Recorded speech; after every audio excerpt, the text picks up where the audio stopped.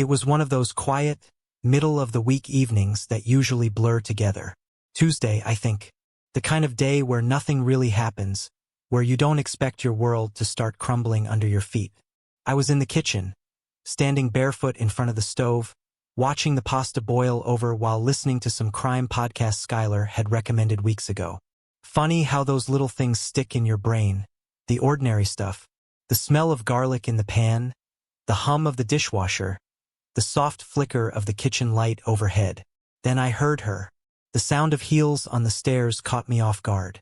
Skylar never wore heels around the house, not unless we were going somewhere. I turned down the burner and peeked toward the hallway. She was halfway down, curling a lock of her hair around her finger, standing in front of the hallway mirror. She looked different. Not bad different, just not usual different. Red blouse, new, I think. It hugged her waist tighter than most of the clothes she wore to work. The kind of top you pick when you want to be noticed. Her lipstick was bold too, richer than the nude shades she normally went for. Her hair was more styled, more effort than usual. And maybe it was just me, but the perfume she had on was stronger too. Spicier. Something floral but smoky. Not her usual vanilla and citrus combo. "You look nice," I said casually, trying to mask the question behind the compliment. "Client dinner," she replied, not meeting my eyes as she adjusted her earring. "Downtown. That new firm I told you about. Big money, might bring in some back-end contracts." I nodded, stirring the pot slowly, like my hands needed to be doing something. "That the one in the Austin business district?" She mumbled, still distracted, reaching for her bag. I didn't think anything of it at first.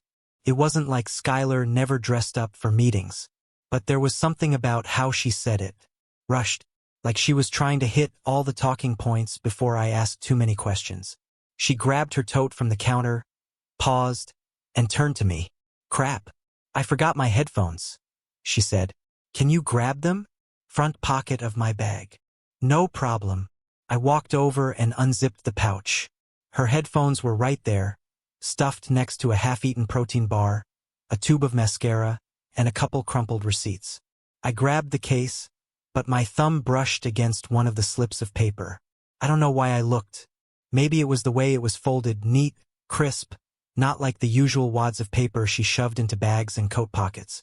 Maybe something in me had already started to question things, deep down where I didn't want to admit it yet. It was a receipt. Moon Lake Grill. Never heard of it. Sounded romantic. Bougie. My eyes scanned it. Ribeye, medium rare. A Shiraz from Australia, $78. 2 entrees. 2 drinks. 1 dessert, lover's surprise. And the kicker? It was from last Thursday. That hit me like a gut punch. Last Thursday, she told me she was staying late at the office to wrap up quarterlies. Said she was ordering in with her team. I remember because I'd texted her around 8:30 to ask if she wanted me to save her any of the chicken stir-fry I'd made. She'd replied with a heart emoji and a "nah babe, I'm stuffed." I just stood there, holding that little piece of thermal paper, staring at it like it might burst into flames if I stared hard enough. The address was printed in bold, Fort Worth. Fort Worth. 3 hours away. I blinked, reread it again just to be sure. Yeah, that's what it said. Fort Worth, Texas. Not Austin. And that's when the world tilted a little. I felt cold all of a sudden. Not dramatic, like in a movie where the camera spins and the music swells. Just off balance. Like when you take a step and the ground isn't where you thought it would be. I stared at that receipt for a good 30 seconds before Skylar's voice called out from the hallway. "Babe, you find them." I snapped out of it, reflexively tucked the receipt back exactly where I found it, zipped up the pouch, grabbed the headphones. When I handed them to her, my hands didn't even shake. I don't know how I managed that. She kissed me on the cheek before heading out the door. "Wish me luck." "Good luck," I murmured. My voice sounded normal, almost cheerful. The door clicked shut behind her. I heard her heels tapping down the porch steps, then the car door open and close. The engine started. I stood in the kitchen, still holding the spoon. The pasta had gone mushy. I didn't care. For a long time, I just stood there, listening to the low hum of the fridge, the occasional whoosh of passing cars outside. My thoughts weren't racing. They were heavy, slow, like I was trying to walk through water. There was a chance, however slim, that there was some innocent explanation. A client meeting in Fort Worth. A late decision. A colleague with a craving for steak. Maybe she forgot to mention it. Maybe she didn't think it was a big deal. But lover's surprise? That was what broke something in me. You don't split a dessert called lover's surprise with a client. You don't order a $78 bottle of wine if you're just running numbers over a table. And you don't drive 3 hours out of town when you said you were working late in the office. That wasn't a mistake. It was a decision.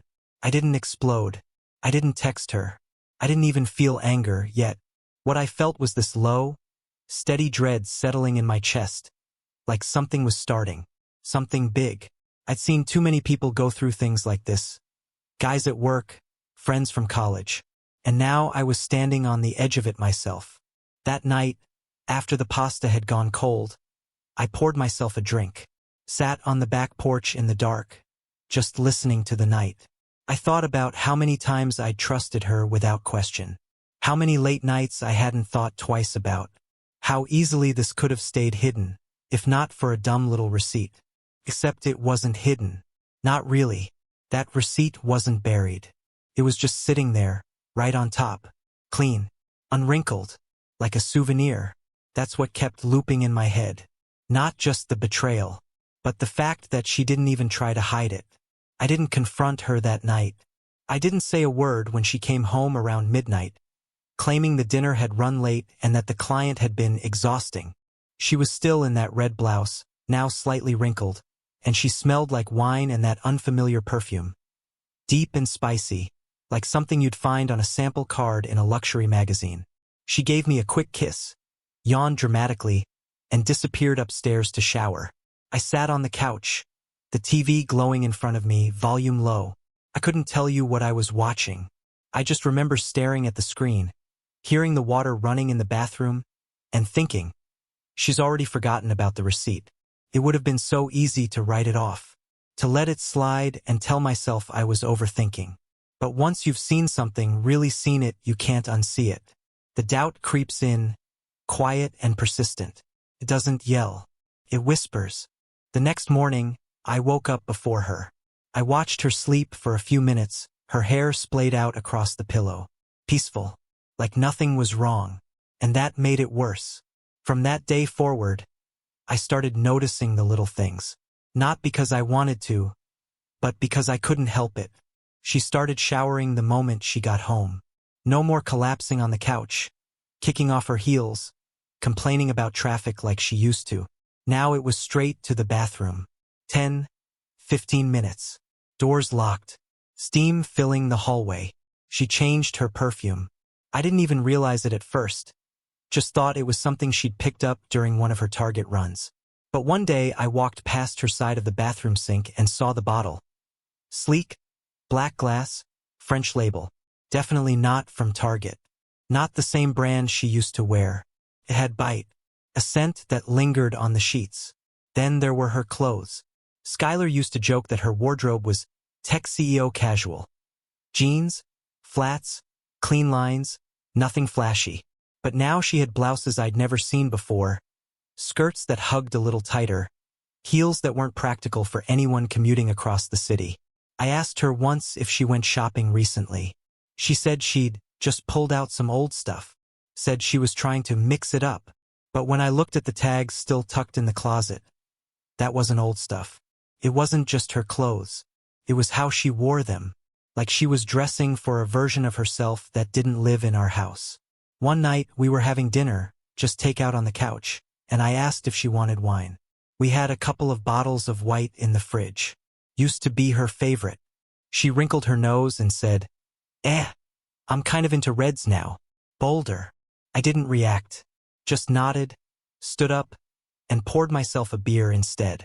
But inside, my stomach turned. That damn receipt came back to mind. Shiraz. Bold. Red. Skylar hadn't eaten red meat in years. I remember the exact moment she gave it up. We were in Colorado, visiting her cousin's ranch, And after watching the cattle being herded, she said she couldn't do it anymore. Switched to salmon and quinoa overnight. But on that receipt, there it was, medium rare ribeye. And the thing is, Skylar used to love ribeye. Before the ranch, before the guilt. So the question wasn't whether she ate meat again, it was why. Why eat steak on that specific night? Why order a red she'd never even touched in our house? Why lie about where she was? And more than anything, why wasn't it hidden? That receipt wasn't buried under notebooks or stuffed inside a zipped pouch. It was right there, first thing I saw. Clean edges. No wrinkles. Like it had been handled with care. Like a memory she wanted to keep. And that's when the idea crept in, slow and sickening. This wasn't a random mistake.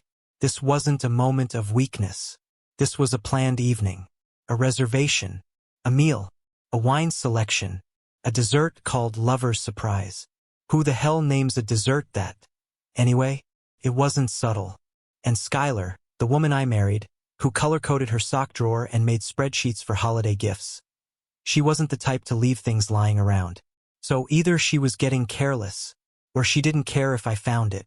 I started thinking back to the past few months. Her energy had shifted. She smiled less at home, but she laughed more on her phone. She'd started putting it face down on the counter whenever we ate. Started silencing notifications.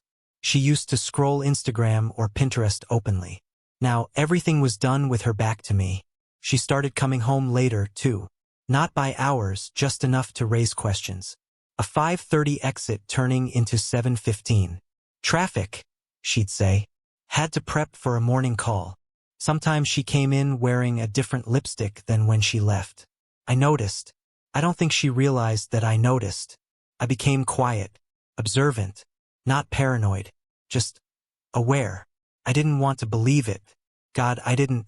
But the woman in front of me was becoming someone I didn't recognize. The changes weren't dramatic, but they were consistent, intentional. She was evolving in plain sight, and I was the only one pretending nothing was different. One Saturday afternoon, while she was out shopping, I found myself in the laundry room, folding towels. Her red blouse was hanging from the drying rack. I picked it up. There was a faint cologne smell. Masculine. Expensive. Not mine. I stared at it for a while, fingers pressed into the fabric like it might give me answers. Didn't. By that point, I wasn't even angry. I was just unraveling. Slowly. Quietly. The life I thought we had was starting to feel like a lie told in small installments. Not one big betrayal, but 1,000 cuts I hadn't noticed until now. It's hard to explain what that does to a person. To realize that you're sharing your life, your space, your bed with someone who might be loving you with half a heart, while the other half is off somewhere else. I told myself maybe I was wrong. Maybe there was still some innocent thread to pull on. Something that would unravel the doubt instead of confirming it. But that thread never came. And part of me already knew the truth. I'm not proud of what I did next. But I'm not sorry either. I didn't want to become that guy, the one who snoops, who schemes, who turns to spy tactics in his own marriage. But I also didn't want to keep spinning in circles, guessing, imagining, slowly going crazy in the silence between her words. So I messaged Jared, Skylar's older brother. Now, Jared and I weren't particularly close. We'd been around each other for years, family dinners, holidays, football on Sundays, but we weren't the type to text just to catch up. Still, I knew one thing about him: he worked security. Not mall cop security, but the real kind. Event surveillance. Private contracts. The kind of guy who knew how to blend into a crowd and take photos without being seen. It took me 20 minutes to write the message. Deleted it. Rewrote it. Deleted it again. In the end, I just said, "Hey man, weird question. Can you help me verify something? Need it kept quiet." He replied in under 5 minutes. "What's going on?" I told him I suspected Skylar was lying to me, that I didn't want to jump to conclusions, but things weren't adding up. I didn't ask him to believe me. I just asked him to watch. Discreetly. I didn't even have to ask twice. Jared just wrote, "I'm in. Tell me when and where." That was it. No lecture. No judgment. Just understanding. I'd already known something was wrong.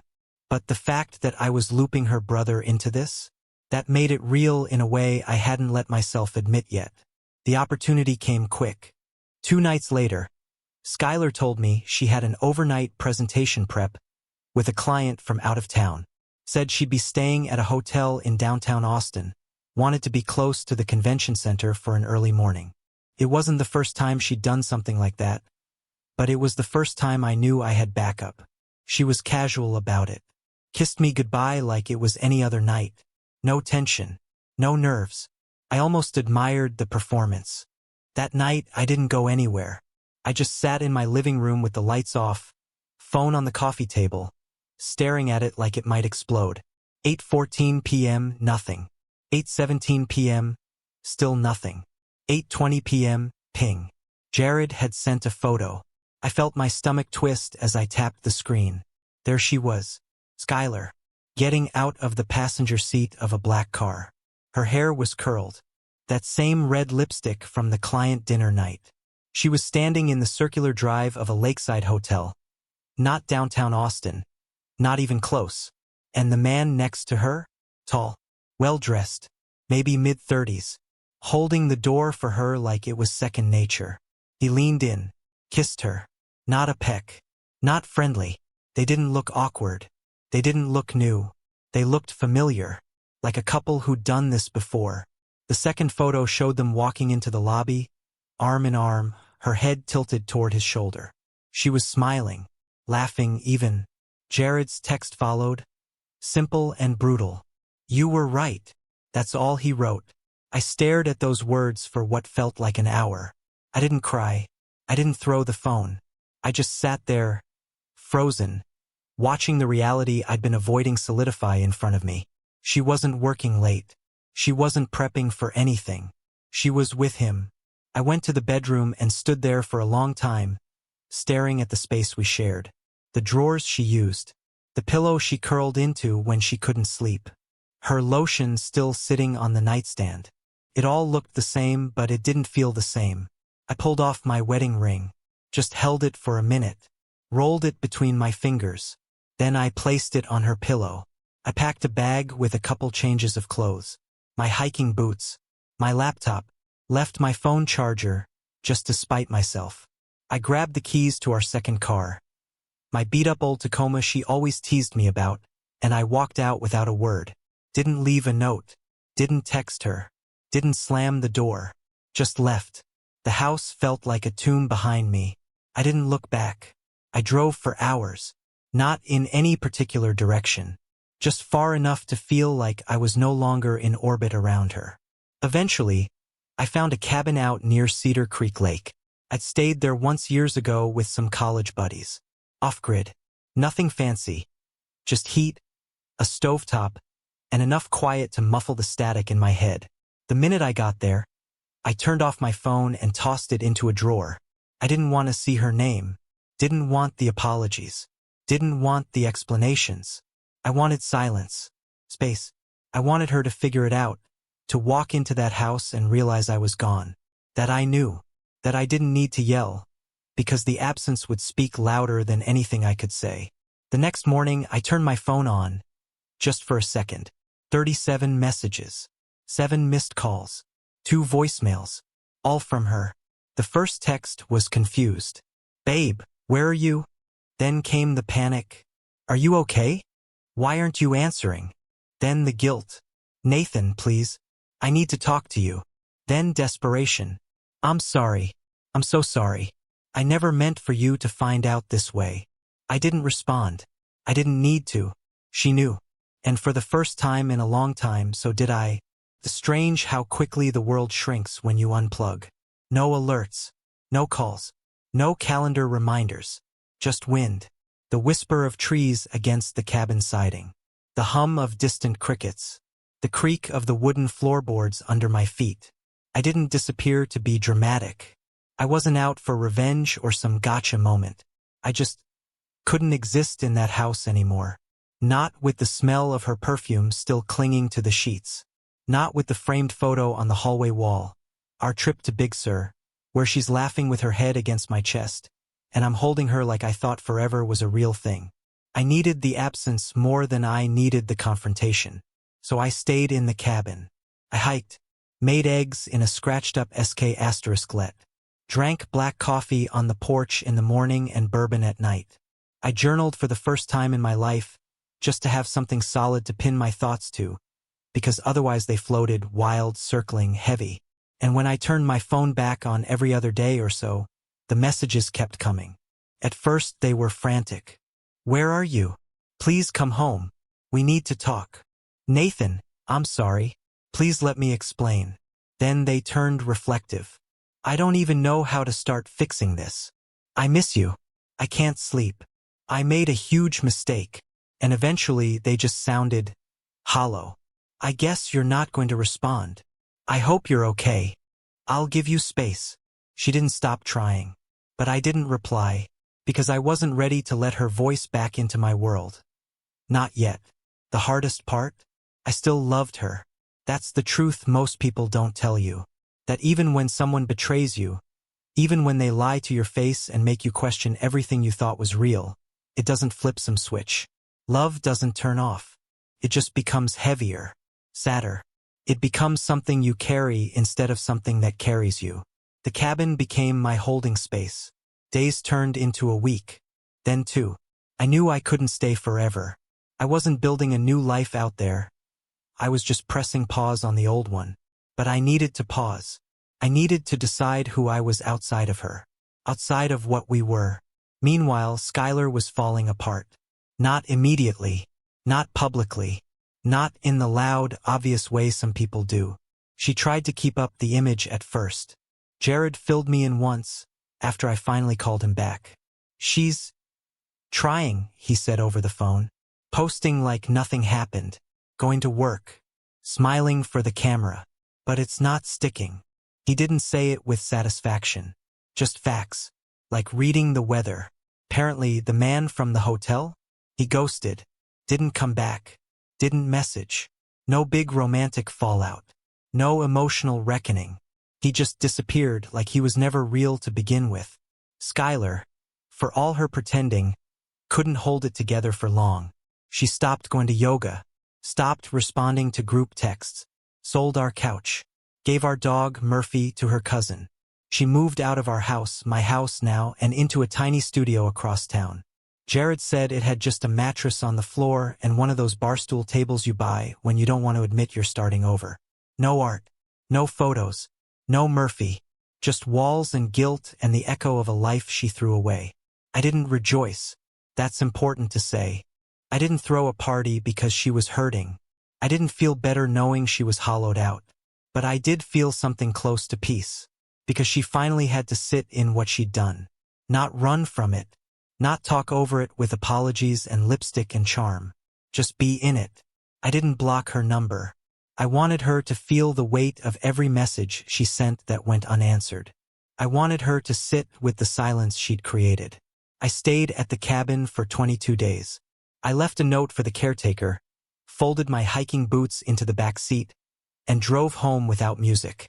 Just the sound of tires on asphalt and my thoughts trailing behind me like ghosts. The house was different when I returned. Empty, sure, but not broken. The things that mattered were still standing. My records, my books, my tools, the coffee mug with a tiny chip in the rim that Skylar always said we should throw out, but I liked it just fine. It was still mine. I took a shower, trimmed my beard, sat on the back porch with a beer and watched the sun dip behind the trees. My phone buzzed once in my pocket, and for the first time in weeks, I didn't flinch. I didn't check it. I just sat there, breathing, present, and finally free. I didn't hear her voice again for months. Not in real life anyway. But she was still there, in the background, in the margins, echoing in ways she probably didn't realize. People talked. Mutual friends. Co-workers. Even Jared, who by now had defaulted into this weird role of neutral observer, like a man stuck between two countries after a border collapse. "She's not the same," he told me one day over the phone. "I don't even think she's trying to be." I didn't ask for updates, but I didn't shut them down either. I guess I needed to know what the wreckage looked like. Not because I wanted to gloat, but because part of me needed confirmation that I hadn't imagined the whole thing. That it did fall apart. That actions finally had consequences. Skylar started to vanish from her own life. First, it was subtle. She'd still post the occasional photo on Instagram. A close-up of her latte, a blurry *T of wine glasses clinking during girls' night, a selfie in decent lighting, but the captions were vague. The smiles didn't quite reach her eyes, and the frequency dropped off fast. Then came the whispers. Someone from her office ran into me at a networking thing. A guy I barely knew, but who recognized my name on my badge. He leaned in like it was a secret. "She's been off," he said, lowering his voice like we were trading state intel. "Since you left." I didn't say anything, just nodded. "She still shows up," he added. "But she doesn't really show up, you know?" Yeah. I knew. Jared said the guy from the hotel, the one in the photo, never reappeared. Never picked her up again. No texts, no flowers, no second chance. Skylar had apparently tried to reach out once. Then again. Then gave up. He didn't ghost her. He erased her. By the time fall rolled around, she'd moved into that tiny studio on the east side. Jared helped her haul the last of her things out of the house while I was at work. He said she didn't even try to take much. No furniture, just boxes. Said she looked dazed, like someone who'd packed up everything except herself. She gave away Murphy, our dog. Didn't even ask me. Just handed him over to her cousin because she said she couldn't keep up with him anymore. That was the only part that actually made me angry. Not the affair.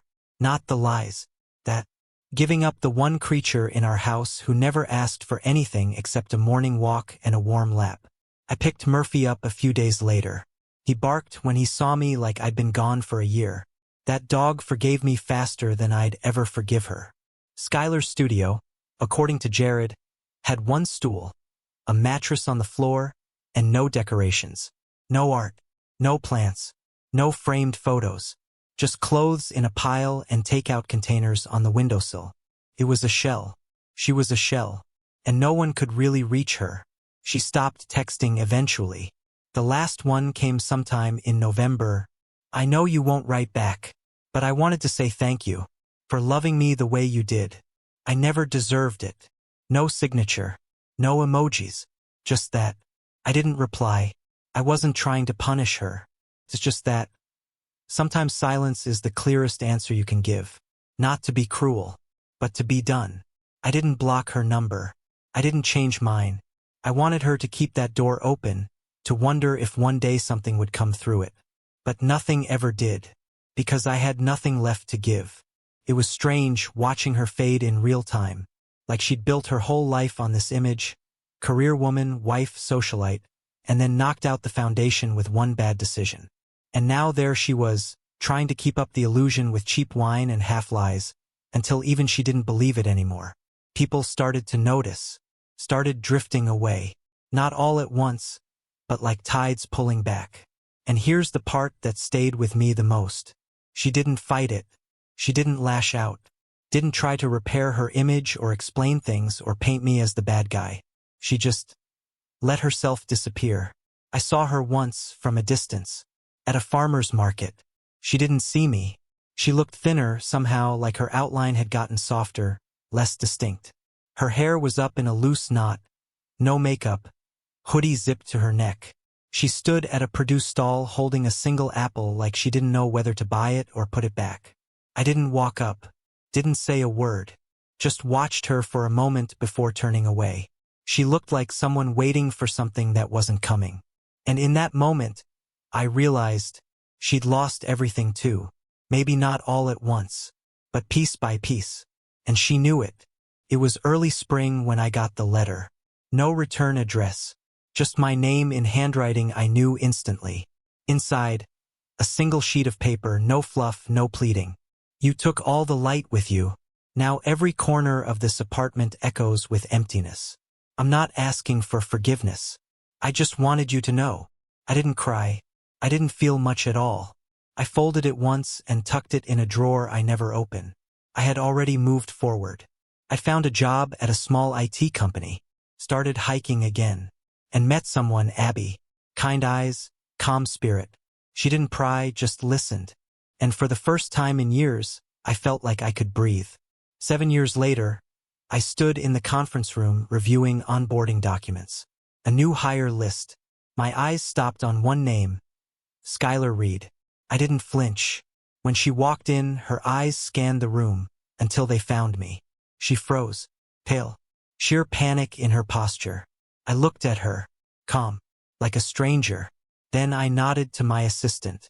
Let's begin. Skylar stayed by the door, exactly where she belonged now,